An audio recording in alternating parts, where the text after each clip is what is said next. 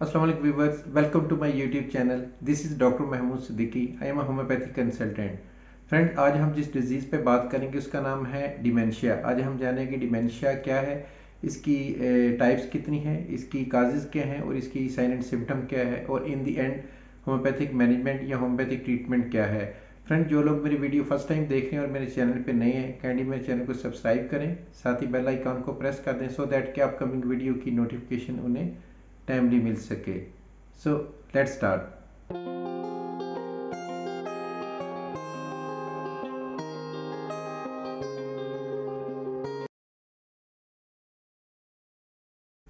Yes friend, सबसे पहले हम बात कर लेते हैं व्हाट इज डिमेंशिया। अगर डिमेंशिया को मैं सादा ज़बान में एक्सप्लेन करूं तो इसका मतलब ये है लॉस ऑफ मेमोरी, यानी कि मेमोरी का खो जाना, मेमोरी का धीरे धीरे ख़त्म हो जाना, इसको डिमेंशिया कहते हैं। और डिमेंशिया को अगर मेडिकल टर्मिनोलॉजी में अगर मैं इसको एक्सप्लेन करूं तो इसका मतलब है dementia is an umbrella terms used for the intellectual functioning है। जब उसमें डिसऑर्डर आ जाता है तो उससे जो रिलेटेड सिम्टम आती हैं उसको हम डिमेंशिया कहते हैं।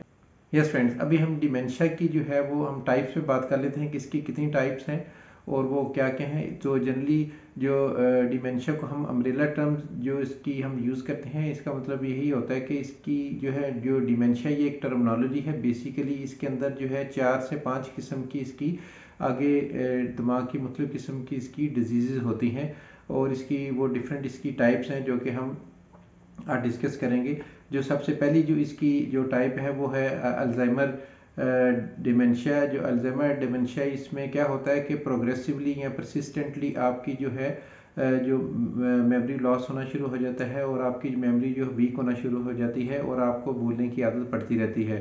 जो नंबर 2 पे आ जाता है वो है इसका वेस्कुलर डिमेंशिया। जो वेस्कुलर डिमेंशिया है या इसको सेरिब्रल वेस्कुलर डिमेंशिया भी कहते हैं। इसमें क्या होता है कि जो आपकी ब्लड वेसल से ये रिलेटेड है, ये टर्मिनोलॉजी है। इसमें क्या होता है कि जो ब्लड सप्लाई है टुवर्ड्स ब्रेन सेल जो है वो आपकी वीक हो जाती है या पुअर सर्कुलेशन होती है, जिस वजह से फिर आपको बहुत सारे न्यूरो प्रॉब्लम आने शुरू हो जाते हैं और आपको फिर भूलने की आदत और बहुत सारे इश्यूज आपको आना शुरू हो जाते हैं।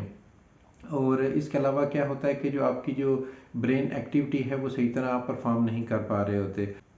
जो थर्ड नंबर पे आ जाता है वो है ल्यू बॉडी डिमेंशिया। ल्यू बॉडी डिमेंशिया में क्या होता है कि जो प्रोटीन है वो आपके ब्रेन सेल्स में है बहुत ज़्यादा डिपॉजिट हो जाती है और एक्सेसिवली डिपॉजिट हो जाती है, जिस वजह से फिर आपको बहुत सारे न्यूरो पैथोलॉजिकल इश्यूज आना शुरू हो जाते हैं।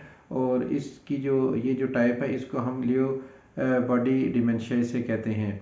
और जो 4 नंबर पे आ जाती है वो है इसका फ्रंटो टेम्पोरल डिमेंशिया में क्या होता है कि आपके जो फ्रंट और जो आपके साइड वाले लोब हैं, यानी कि दिमाग के अंदर जो फ्रंट हिस्से के और जो साइड के जो है जो लोब्स होते हैं, इसमें जो न्यूरॉन जो सेल होते हैं, जो ब्रेन सेल हैं, वो इसके जो है ना डैमेज होना शुरू हो जाते हैं, वो वीक होना शुरू हो जाते हैं। इसके अलावा एक होता है मिक्स्ड डायमेंशिया। मिक्स्ड डायमेंशिया में क्या होता है कि आपकी जो है पार्किंसन डिजीज़ इसमें आ जाती हैं और इसके अलावा जो है कोई और सिम्टम जो ब्रेन के अलावा जो और साथ एसोसिएट हो जाती हैं वो उसको जो है मिक्स डिमेंशिया का नाम देते हैं।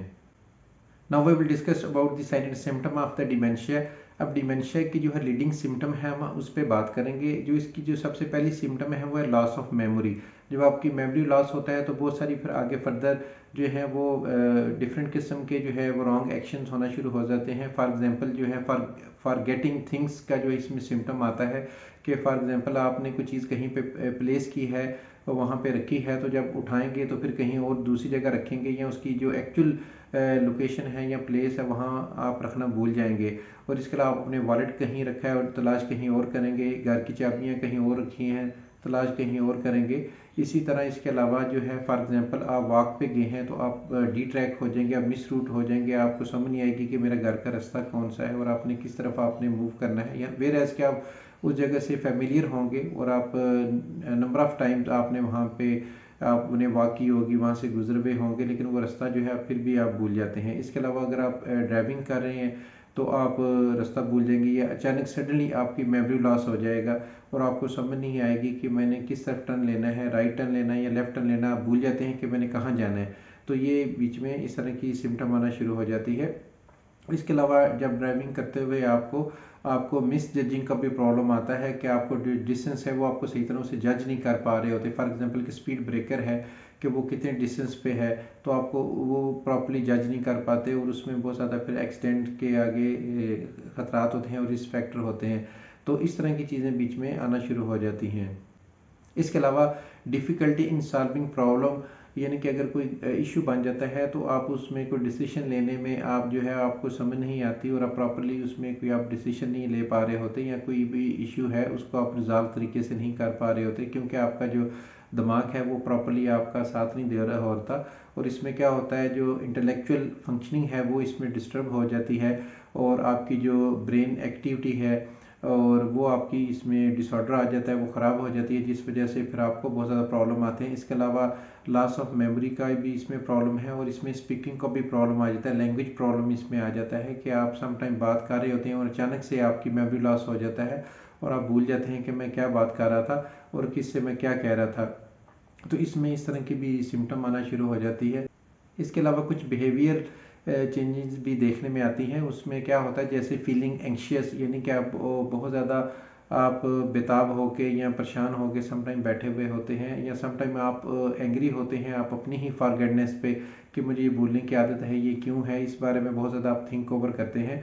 और इसके अलावा मूड स्विंग इसमें आ जाता है, यानी कि कभी आपको एक चीज़ याद आ जाएगी, फिर अचानक से आपके दिमाग से वो चीज़ निकल जाएगी और आप सोच रहे होंगे कि अभी मैं पहले क्या डिसीजन ले रहा था और मैं क्या सोच रहा था, और वो जो आपने प्लानिंग की होगी एकदम आपके दिमाग से निकल जाएगी और आप भूल जाएंगे कि मैंने क्या सोचा हुआ था, ये क्या प्लान किया हुआ था। तो आपकी यानी कि मिस प्लानिंग भी इसमें हो जाती है और बहुत ज़्यादा इसमें मेमोरी लॉस की वजह से शॉर्ट टर्म मेमोरी लॉस भी होता है और लॉन्ग टर्म मेमोरी लॉस भी होता है। जब लॉन्ग टर्म मेमोरी लॉस होता है फिर तो एक किस्म के आप यूँ समझे कि जैसे एक बंदा कोमे में चला जाता है, वो वाली स्टेट हो जाती है। लेकिन जनरली इसमें क्या होता है कि अगर शॉर्ट टर्म लॉस जो होता है उस वजह से फिर फॉरगेटनेस का ज़्यादा इशू इसमें आना शुरू हो जाता है। इसमें एक सिम्टम ये भी देखने में आई है कि विड्रॉवल फ्रॉम वर्क, यानी कि एक बंदे का कोई भी काम करने को दिल नहीं चाहेगा और ना ही किसी काम में वो इंटरेस्ट लेगा। इसके अलावा जो है वो इसमें एक और सिम्टम देखने में ये आई है कि जो बंदा डिमेंशिया का शिकार होता है वो दूसरों के जो है जज्बात या इमोशन में कोई ख़ास इंटरेस्ट नहीं लेता। फॉर एग्जांपल उसमें अगर वो बहुत ज़्यादा वो डिसहार्ट है या उसको कोई बहुत ज़्यादा सैड फीलिंग है, अगर वो उसके साथ शेयर करता है जिस बंदे को डिमेंशिया हुआ हुआ है, तो वो खुद उसमें कोई इंटरेस्ट नहीं लेगा और किसी के गमी खुशी में बहुत ज़्यादा उसके जो है वो इन्वॉल्वमेंट नहीं होगी। तो ये भी डिमेंशिया के पेशेंट में इसकी लीडिंग सिम्टम देखने में आई है। Now let's talk about the causes of the dementia. Dementia की जो लीडिंग काजेज हम उस पर बात कर लेते हैं। इसकी जो पहली काज है वो अल्जाइमर डिजीज़। अल्जाइमर डिजीज़ में जैसे मैंने बताया कि प्रोग्रेसिवली या परसिस्टेंटली जो है मेमोरी लॉस होना शुरू हो जाता है और उस वजह से बंदे को भूलने की आदत जो है वो पड़ना शुरू हो जाती है और मेमोरी बहुत ज़्यादा वीक होना शुरू होती है। बट ये प्रोग्रेसिवली ये डिजीज़ जो है वो आस्ता डिवेल्प होना शुरू हो जाती है।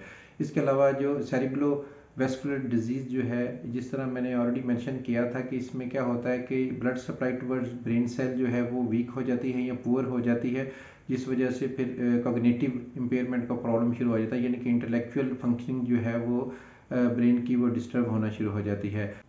इसके अलावा जो थर्ड नंबर पे आया था लुई बॉडी डिजीज़ है, इसमें क्या होता है कि जो प्रोटीन है वो एक्सेसिव क्वांटिटी में आपकी जो है वो ब्रेन के जो सेल्स हैं, न्यूरॉन है, वहाँ पे डिपॉजिट होना शुरू हो जाता है, जिस वजह से फिर मेमोरी लॉस का और प्रॉब्लम आना शुरू हो जाता है और जो ब्रेन फंक्शनिंग है वो प्रॉपर तरीके से हो नहीं सकती और जो ब्रेन एबिलिटी है वो उसकी जो है वो डिस्टर्ब होती है।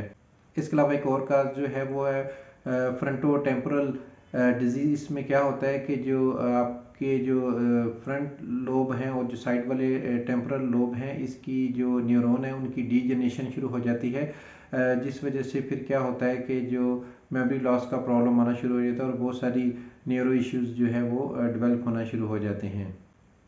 इसके अलावा इसकी जो और एक काज है वो है पार्किंसन डिजीज़। पार्किंसन डिजीज़ में भी डिमेंशिया का जो है प्रॉब्लम वो बहुत ज़्यादा आना शुरू हो जाता है और इसमें पार्किंसन डिजीज़ में जैसे आपको पता है इसमें क्या होता है, ट्रिमलिंग शुरू हो जाती है, हाथ और पाँव में कपकपाहट शुरू हो जाती है और ये शिवरिंग शुरू हो जाती है और हाथ और पाँव आपके जो है वो कांपते हैं इसमें। इसके अलावा एक होता है मिक्स पैथोलॉजी। मिक्स पैथोलॉजी का मतलब ये होता है कि आपकी मल्टीपल इसमें जो है सिम्टम आती हैं और मल्टीपल रीजंस की वजह से जो है डिमेंशिया का प्रॉब्लम आता है, उसको हम मिक्स पैथोलॉजी इसमें कहते हैं। Now let's talk about the homeopathic medical treatment. In homeopathy, there are numerous homeopathic medicine which are frequently used for the treatment of dementia. Depend करता है पेशेंट की जो साइन सिम्टम लेके, उसकी क्लिनिकल हिस्ट्री लेके और उसकी मोडेलिटीज़ को देख के उसके अकॉर्डिंगली जो है वो मेडिसिन प्रिस्क्राइब की जाती है. But in general I will highlight one homeopathic medicine which is very effective for the treatment of dementia. ये ड्रॉप फॉर्म में है. इसका नाम है गिंगो बाइलूबा. ये मदर टिंचर फॉर्म में आपको किसी भी होम्योपैथिक स्टोर से फ्रीक्वेंटली चूँकि अवेलेबल है तो आपको इजीली मिल जाएगी. तो इसकी मैं डोजेज बता देता हूँ. इसके 10 ड्रॉप्स आपने इसके TDS लेने हैं इन 10 ml वाटर में ऐड करके. It is one of the best medicine for the treatment of dementia. इसको आपने 10 कतरे सुबह, 10 कतरे दोपहर और 10 कतरे शाम को आपने थोड़े से पानी में ऐड करके लेने हैं. और इसका बहुत ही अच्छा रिजल्ट है. ये मेमोरी बूस्टर भी है, मेमोरी लॉस पे भी बहुत अच्छा मेडिसिन ये काम करती है. और इसके अलावा ये बहुत ही अच्छी जो है वो एंटीऑक्सीडेंट भी है, एंटी इन्फ्लेमेटरी भी है. तो यानी कि ये मल्टीपल जो है वो रोल प्ले करेगी बॉडी में. लेकिन इसका जो मेन इसका जो रोल होगा वो इसका न्यूरॉन पे होगा, यानी कि आपके CNS पे होगा. सेंट्रल नर्वस सिस्टम को ये बेहतर करेगी और आपके जो न्यूरॉन है उसको स्ट्रॉन्ग करेगी. और इसके अलावा जो आपके न्यूरॉन की जो फंक्शनिंग है, यानी कि जिसे इंटेलेक्चुअल फंक्शनिंग कहते हैं, उसको ये बेहतर करती है, उसको ये बूस्ट करती है. तो ये मेडिसिन लेके स्टार्ट कर दें. और प्रॉपर ट्रीटमेंट के लिए स्क्रीन पे मेरा नाम और नंबर आ रहा है, मुझसे रब्ता कर सकते हैं और मुझसे आप प्रॉपर ट्रीटमेंट करवा सकते हैं. आई होप कि आपको मेरी आज की वीडियो पसंद आई होगी. मिलेगी किसी नए वीडियो में किसी नए टॉपिक पे बात करने के लिए. टिल देन, अल्लाह हाफिज़.